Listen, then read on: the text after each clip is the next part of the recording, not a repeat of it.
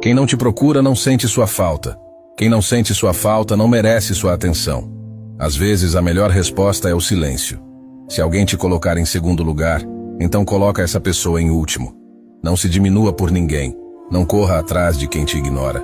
A sua energia é preciosa demais para ser desperdiçada com quem não te valoriza.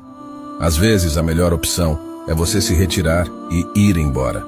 Viver uma nova vida, com novas pessoas e em novos lugares. Quem realmente se importa estará sempre ao seu lado. A reciprocidade é uma via de mão dupla. Invista seu tempo e o seu carinho em quem faz o mesmo por você. Não se trata de egoísmo, mas de amor próprio. Quem te ama, te respeita, te prioriza. Não mendigue atenção, carinho ou amor.